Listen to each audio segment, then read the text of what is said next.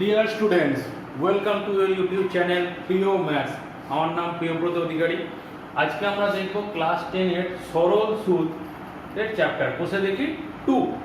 আচ্ছা, তার আগে একটা জিনিস বলে দিই, পার্ট 6 দ্বিঘাত সমীকরণ, পার্ট 6 1.5 এ আমি একটা মিস্টেক করেছি, মুখে হয়তো বলেছি অন্য, মুখে করেছি অন্য। দুটো বীজ আলফা প্লাস বিটা যখন হচ্ছে তখন ওটা কি হয়, minus B by A, minus B by A. ভুল করে আমি লিখে দিয়েছি মাইনাস বি বাই সি, এটা ভুল হবে। এখানে ডেসক্রিপশনেও লিখেছি, কমেন্টেও লিখেছি, কারেক্ট করে নেবে এই জায়গাটা, মাইনাস বি বাই এ। অঙ্কগুলো সব ঠিকই আছে, কিন্তু লেখা মুখে বলার সময় ভুল হয়ে গেছে। চলো, কোনো ব্যাপার না, এটা ছোটখাটো মিস্টেক হতেই পারে। আচ্ছা, সরল সুদ। সরল সুদ কি? সুদ দু রকমের হয়, এক সরল, আরেকটা সরল আর জটিল নয়, সরলের বিপরীত জটিল, সরল জটিল নয়, চক্রবৃদ্ধি। চক্রবৃদ্ধি সুদ, জটিলই বলতে পারো এক ধরনের, সরল সুদ আর চক্রবৃদ্ধি সুদ। তো সরল সুদের ক্ষেত্রে কি হয়, কোনো আসল যদি পি থাকে তাহলে ফার্স্ট ইয়ার, প্রথম বছরেও আসল কি হবে, পি। ধরো সুদ পেলাম I1, সেকেন্ড বছরেও আসল কি থাকবে, পি, সুদ পেলাম I2, থার্ড বছরেও আসল কি থাকবে, পি, যে আসল আছে সেই আসলটাই থাকবে, কিন্তু সুদ পেলাম I3। তাহলে টোটাল সুদ কত হলো, টোটাল সুদ বা মোট সুদ I1 plus I2 plus I3। কিন্তু চক্রবৃদ্ধি সুদের ক্ষেত্রে প্রথমে যদি আসল P থাকে তাহলে ফার্স্ট ইয়ারে, ফার্স্ট ইয়ারের ক্ষেত্রে কি হবে, আসল P থাকবে, সুদ I1। তার মানে সরল সুদ আর চক্রবৃদ্ধি সুদের ক্ষেত্রে ফার্স্ট ইয়ারটা সেম হয়। সরল সুদ আর চক্রবৃদ্ধি সুদের ক্ষেত্রে ফার্স্ট ইয়ারটা সেম। সেকেন্ড ইয়ারে কি হবে, আসল হবে পি প্লাস I1, আর ধরো এর সুদ পেলাম I2। সেকেন্ড ইয়ার থেকে কি হবে, আসলটা চেঞ্জ হয়ে যাবে, আসল কি হবে, আসল প্লাস সুদ, আসল প্লাস আগের বছরের সুদ, তার উপর যদি সুদ পেলাম হয়তো I2 একটা কোনো টাকা ধরো। সেকেন্ড বছর থেকে কিন্তু সরল সুদ আর চক্রবৃদ্ধি সুদের হিসাব আলাদা। ব্যাংকের ক্ষেত্রে চক্রবৃদ্ধি সুদই ব্যবহার করা হয়। তো আগে আমরা সরল সুদটা দেখে নিই, চক্রবৃদ্ধি সুদের সময় চক্রবৃদ্ধি সুদটা পুরো ভালোভাবে বুঝবো। সরল সুদটাকে আমরা দেখে নিই। তো এই হচ্ছে সরল সুদের গল্প। তো সুদে কি কি জিনিস থাকে, এক থাকে আসল, একে আমরা ডিনোট করি কি দিয়ে, পি, প্রিন্সিপাল, প্রিন্সিপাল বলে পি, স্কুলের প্রিন্সিপাল নয়, আসল প্রিন্সিপাল। আচ্ছা, সুদ সমান সমান আই, ইন্টারেস্ট, ইন্টারেস্টে শর্টে কি লিখি, আই। আচ্ছা, সময়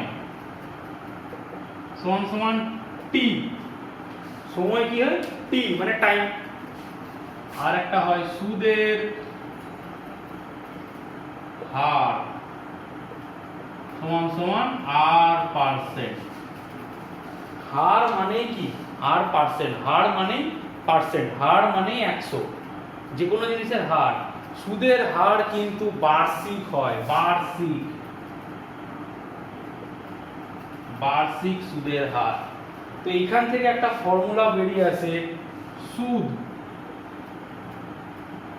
আই সমান সমান P into R into T by 100। এই ফর্মুলাটার উপরে গোটা চ্যাপ্টার, এই ফর্মুলার উপরে গোটা চ্যাপ্টার। আচ্ছা, আর কিছু জিনিস জেনে রাখা ভালো। 1 বছর সমান সমান 12 মাস, 1 বছর সমান সমান 365 দিন। এই কটা জিনিস দিয়ে পুরো চ্যাপ্টারটা শেষ হবে।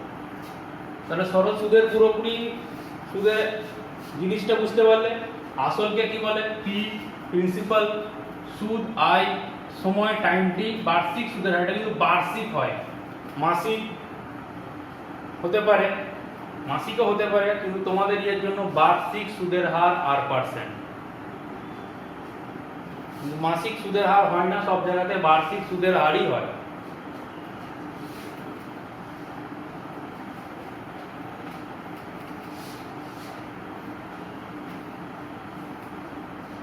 এবার আমরা বইয়ের অঙ্কে চলে যাই ডাইরেক্ট, বুঝতে সুবিধা। ফার্স্ট অঙ্ক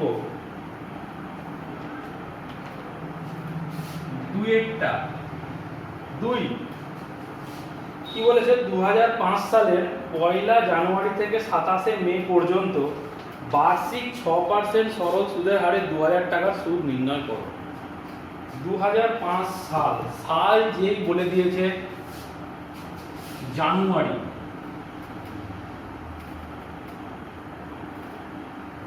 জানুয়ারিতে কত দিন, 31 দিন। ফেব্রুয়ারিতে কত দিন,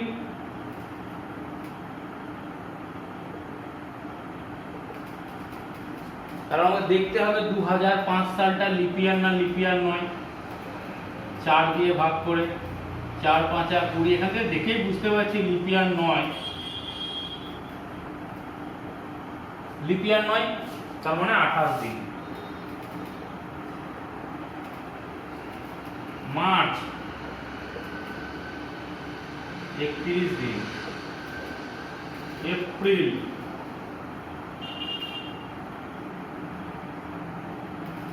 30 দিন, আর মে বলেছে 27 তারিখ অবধি, 27শে মে, 27 দিন, 27 দিন। আমি জানুয়ারির 1 তারিখে টাকা ফেলেছি, তো হিসাবটা হবে কত দিনে, জানুয়ারি 2 তারিখ থেকে।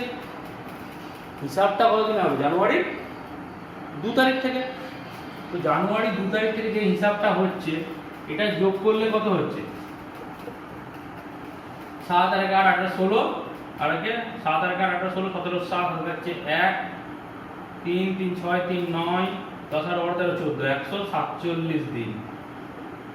কিন্তু হিসাবটা হচ্ছে তো 1 জানুয়ারি থেকে নয়, 1 জানুয়ারিতে আমি টাকাটা দিলাম, টাকাটা 27 তারিখ তুলে নিচ্ছি, টাকাটা 27 তারিখ তুলে নিচ্ছি। তাহলে 27 তারিখ যে টাকাটা দিলাম, সেই টাকাটা তো পরের দিন অবধি ওয়েট করছি না, পরের দিন অবধি কি ওয়েট করছি না।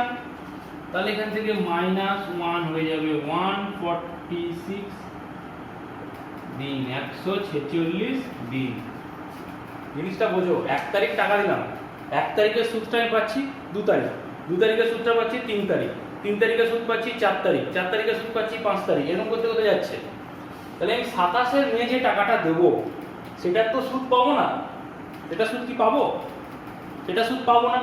সেখান থেকে সেই জন্য -1, মানে আমার টোটাল টাকাটা 146 দিন খেটেছে। তাহলে 146 দিন মানে কত বছর, আমরা জানি 1 বছর 365 দিন সমান 1 বছর। তাহলে 1 দিন সমান 1/365 বছর। তাহলে 146 দিন সমান 1/146/365 বছর। এবার সেম ফর্মুলা আমরা জানি। আচ্ছা, তার আগে এখানে আসল দিয়েছে 2000 টাকা, আসল ব্র্যাকেটে পি সমান সমান 2000 টাকা।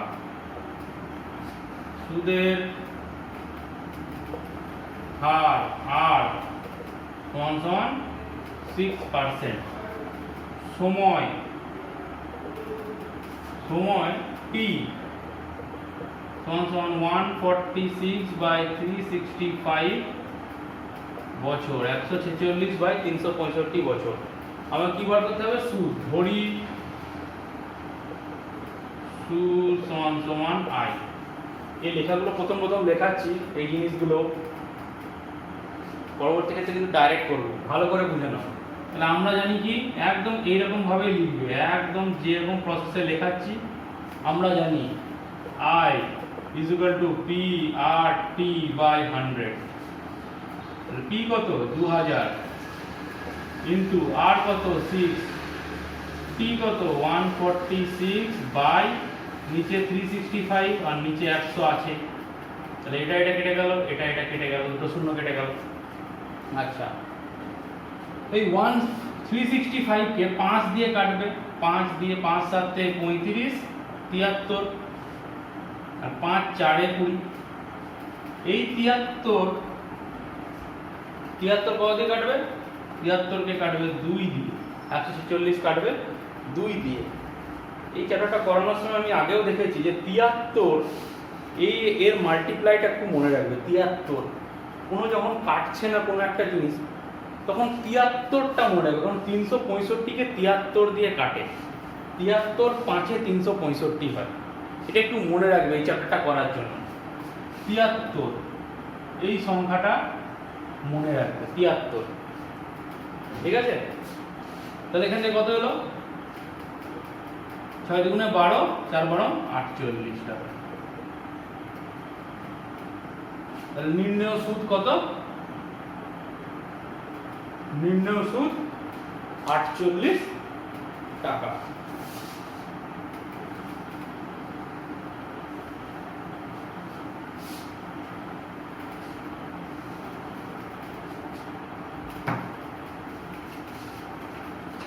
নেক্সট 3 অংশ। বার্ষিক 8.5% সুদে 960 টাকা। আচ্ছা, সুদের হার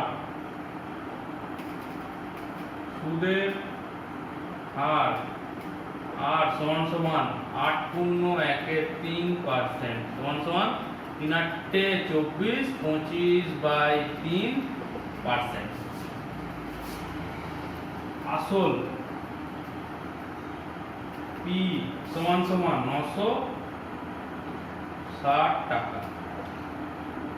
সময় টি সমান সমান 1 বছর এর 3/12। 3 মাস তো 3 মাসকে যদি 12 দিয়ে ভাগ করি সেম প্রসেসে 12 মাস সমান সমান 1 বছর। 1 মাস সমান সমান 1/12 বছর। তাহলে 3 মাস সমান সমান 3/12 বছর। তাহলে 1 পূর্ণ 3/12 এত বছর। তাহলে 3 কতই বড়? 4 এ। তাহলে সমান সমান 1 পূর্ণ 1/4 তাহলে সমান কত? 4 কে 4 5/4 বছর। ওকে, এর সবৃদ্ধি মূল কত? সবৃদ্ধি মূল মানে হচ্ছে সুদে আসল। ধরি সুদ সমান সমান আই টাকা। অতএব আমরা জানি I is equal to P R T by 100 সমান সমান P কত? 907 আর কত? 25 বাই 3 নিচে 100 আছে আর T কত? 5/4। এই একটা শূন্য, এই একটা শূন্য কেটে গেল। 5 দুগুণে 10, 5 5 25, 4 16 96। এই সরি 4 4 কত? 96। 4 দুগুণে 8, 1 6, 4 4 16, 4 24 96। 2 দিয়ে 12 দুগুণে 24, 3 4 12। তাহলে 5 5 25, 25 4 100। 100 টাকা কি বেরোলো? সুদ বেরোলো। কিন্তু চেয়েছে সবৃদ্ধি মূল। সববৃদ্ধি মূল বা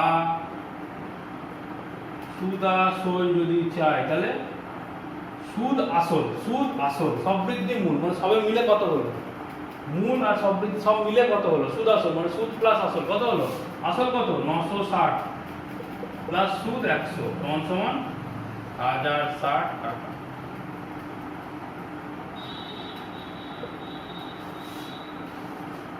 অ্যানসার লিখলাম না কেটে দিলাম কে জানে। ভালো করে লেখাটা দেখে নাও, লেখাটা সুদের হার 8 গুণের সোজা আসল লিখে দিলাম টি 1 বছর 3 মাস বলেছে, তাহলে 1 বছর 3 মাসকে আমি লিখতে পারি 3/12 বছর, তাহলে 1 পূর্ণ 3/12 1 পূর্ণ 3/12 3 4 12, তাহলে 1 পূর্ণ 1/4 বছর, এখানে বছর হবে, এখানে বছর হবে, তাহলে এর 4 কে 4 প্লাস 1 5/4 বছর। এবার i = p/100 এর মান বসিয়ে দিলাম।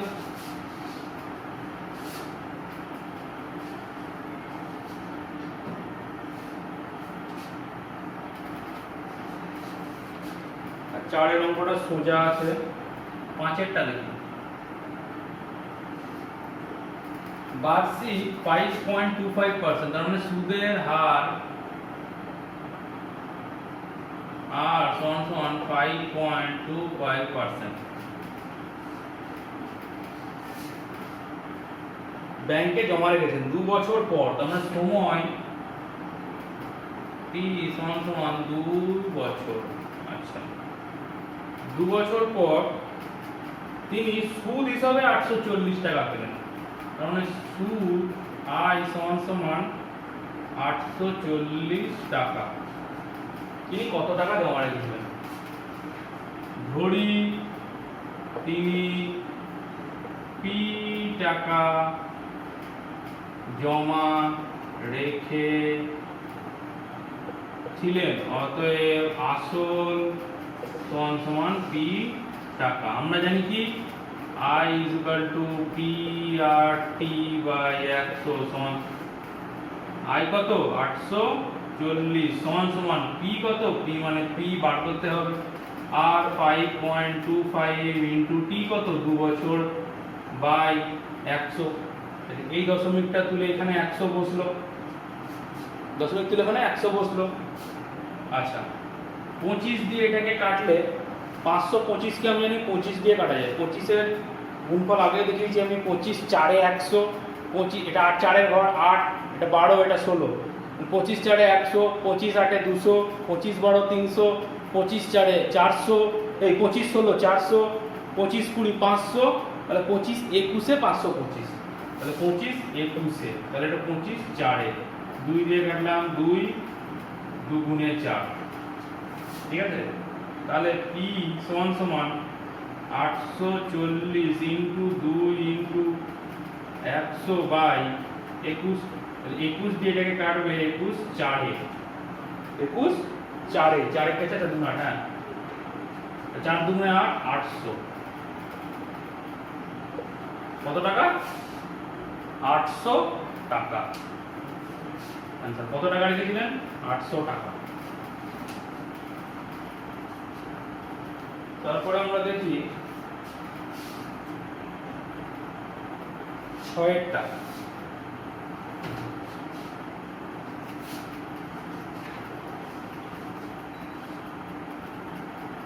ওহো সরি এখানে 21 4 এ একটা শূন্য তো আছে, কারণ 8000 টাকা। 21 4 এ 84, একটা শূন্য আছে, তাহলে 40 এ হবে, ঠিক আছে। তাড়াতাড়ি করতে গেলে যা হয়, 8000 টাকা, এটা দেখে নেবে ঠিক করে। আর আগের ক্লাসের দ্বিঘাত সমীকরণে ওটাও ঠিক করে নেবে, ওটা এমন কিছু ভুল নয়, ওটা জানো তোমরা সবাই। আমিও তো মানুষ, পড়াচ্ছি, ভুল তো হতেই পারে। গৌতম একটি মুরগি খামার খোলার জন্য একটি সমবায় ব্যাংক থেকে বার্ষিক 12% সরল সুদের হার। তাহলে সুদের হার আর লিখছি না, সুদের হার r = 12%। আচ্ছা, এটা হার নিলেন এবং প্রত্যেক মাসে 378 টাকা সুদ দিতে হয়। প্রত্যেক মাসে সুদ দিতে হয়, তাহলে বছরে কত? 378 ইন্টু 12, এক মাসে 378 টাকা, বছরে 378 ইন্টু 12, তিনি কত টাকা ধার নিয়েছিলেন? তার মানে t ইকুয়াল টু 1 বছর, এটাকে 12 দিয়ে গুণ করে দিয়েছি তো, তাহলে বার করতে দিয়েছে কি p সমান কত, কত টাকা ধার নিয়েছিলেন। দেখি বার করি। আমরা জানি কি i equal to p r t by 100। i কত? 378, এই বলছি এক লিখছি এক, 378 ইন্টু 12 সমান p বার করতে হবে, আর হচ্ছে 12, t হচ্ছে 1 বছর বাই 100, তাহলে এই 12 আর এই 12 কেটে গেল, তাহলে p সমান কোনাকুনি গুণ হবে 378 দুটো 0 টাকা। এই জায়গাটা ভালো করে দেখে নাও, মাসে বলেছে 378 টাকা দিত, তাহলে বছরে কত দেবে? 378 ইন্টু 12, 12 বার দেবে, আর সময় 1 বছর, বার্ষিক বলেছে, বার্ষিকই হয়।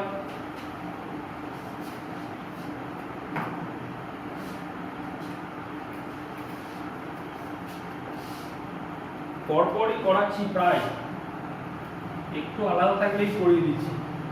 6% সরল সুদের হারে, তার মানে r ইকুয়াল টু 6%, কত বছরে দ্বিগুণ হবে? আচ্ছা, ধরি আসল সমান p টাকা, তাহলে সুদ আসল কত হচ্ছে? সুদ আসল বলেছে দ্বিগুণ হবে 2p টাকা, p এর দ্বিগুণ 2p, তাহলে সুদ আসল যদি, মানে সুদ আসল মানে কি? সুদ প্লাস আসল সমান 2p, তাহলে আসল তো p সমান 2p, তাহলে সুদ কত? 2p মাইনাস p সমান p টাকা, তাহলে সুদ ব্র্যাকেটে লিখে দিলাম i সমান p টাকা। তাহলে আমরা কি জানি? i সমান p r t by 100। i কত? সুদ p, p মানে p, r কত? 6%, সময় বার করতে হবে বাই 100।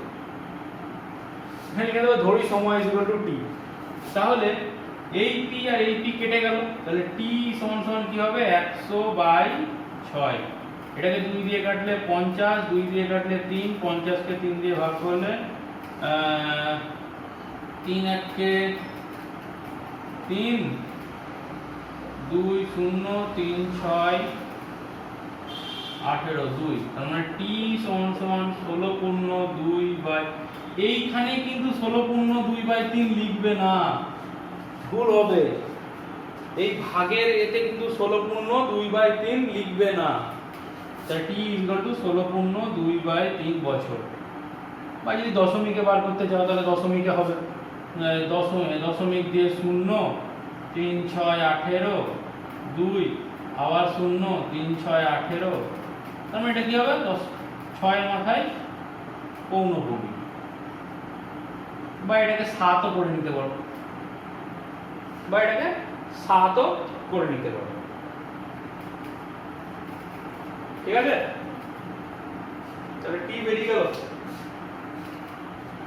আসল p, তাহলে সুদ আসল 2p হবে, দ্বিগুণ হবে, তাহলে সুদ প্লাস আসল যদি 2p হয়, এর মধ্যে আসল p, তাহলে সুদ কত? p টাকা, বসিয়ে দিলাম।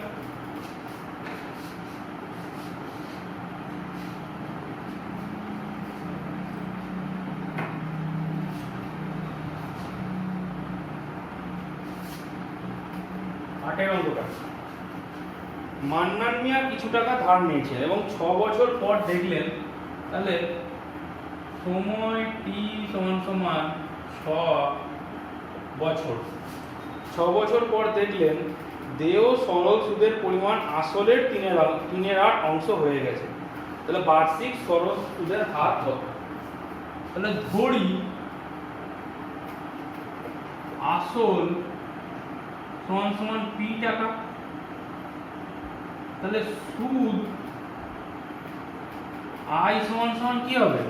আসলের 3/8 অংশ হয়ে গেছে, আসলের এর যেখানেই থাকবে সেখানে গুণ, তাহলে আসলের 3/8 অংশ মানে এত টাকা সমান সমান 3p/8 টাকা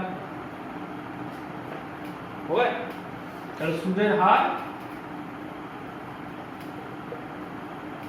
সমান সমান 8% ধরি, ঠিক আছে? তাহলে আমরা কি জানি i p/t/100। i কত?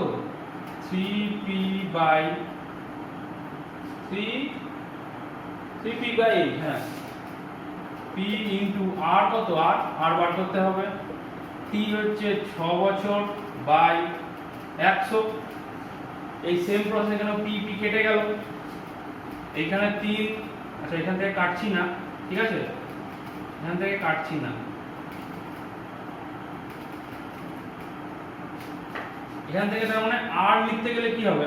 r সমান সমান উপরে 3p, নিচে 8 তো থাকছে, এই 100টা উপরে যাবে আর বাকি এইগুলো নিচে আসবে p/6। তার মানে এখান থেকে p কেটে গেল, তার মানে এখান থেকে কেটে যাও, একই ব্যাপার।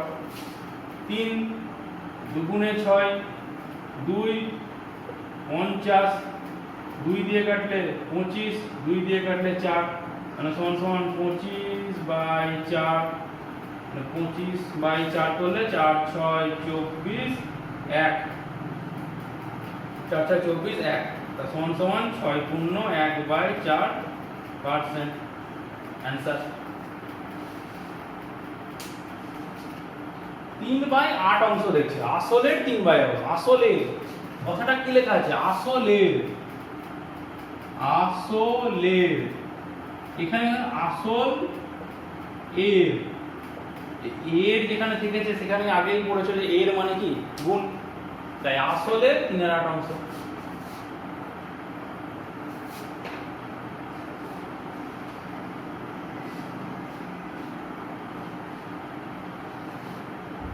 খুব সোজা সুদ, সুদ খুবই সোজা চ্যাপ্টার। 9 নম্বরটা দেখি।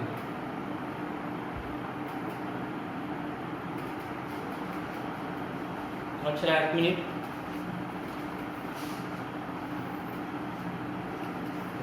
ক্লাসের টাইমটা দেখলাম 27 মিনিট হয়েছে, একটা অঙ্ক করা যেতেই পারে। একটি কৃষি সমবায় সমিতি তার সদস্যদের বার্ষিক 4% সরল সুদের হারে কৃষি ঋণ দেয়। আচ্ছা, কিন্তু ব্যাংক থেকে নিলে 7.4%। একজন কৃষক 5,000 টাকা ধার নিল, কোথা থেকে? ব্যাংক থেকে নেয়নি, সমবায় সমিতি থেকে নিল, তবে সুদ বাবদ কত টাকা বাঁচবে? আচ্ছা, সমিতি, এই সমিতি, আচ্ছা আমাকে একটা বাংলা ক্লাসের টিউশন নিতে হবে। ব্যাংক, বাংলা হাতে লেখা ব্যাংক না ব্যাংক, এটা ব্যাংক নয় কিন্তু এটা ব্যাংক। আচ্ছা, আসল ই সমান সমান 5,000 টাকা। এই সমিতিতে আসল দুটোতেই এক, সমিতিতে আর সমান সমান 4%, আর ব্যাংকের আর এখানে ধরবে, এখানে আর সমিতি মানে এস, এখানে আর বি মানে ব্যাংক, ব্যাংকে কত? 7.4%। ওকে, সময় 1 বছর, এরও সময় টি এস সমান সমান 1 বছর, আর এরও সময় টি বি সমান সমান 1 বছর। তাহলে দেখি এর সুদ কত? সুদ আই এস সমান সমান P R S into T S by 100। S মানে সমবায় সমিতি, এস মানে সমবায় সমিতি, দুটো আর তো এক নয়, দুটো আর যেহেতু এক নয়, এটা ব্যাংকের ক্ষেত্রে, এটা সমিতির ক্ষেত্রে, এটা ব্যাংকের ক্ষেত্রে, ব্যাংকের ক্ষেত্রে নয়, ব্যাংকের ক্ষেত্রে, ব্যাংকের ক্ষেত্রে। এটা সমিতি, এই জন্য দুটোকে আলাদাভাবে লিখলাম, আলাদাভাবেই লিখবে। তাহলে 5000 ইন্টু আর কত 4 সময় 1/100, 4 5 20, একটা শূন্য, 200 টাকা। মানে সমবায় সমিতি কত টাকা দিতে হবে? 200 টাকা ধার নিয়েছে। এখানে আই বি সমান সমান 5000 পি আর কত 7.4 ইন্টু 1/100। এই একটা শূন্য কেটে এখানে 10 হয়ে যাবে, তাহলে এই তিনটে শূন্য কেটে গেল। 74 5 কত হয়? 5 4 20, শূন্য হাতে থাকছে 2, 5 হাতে 35, 36, 37, 370 টাকা।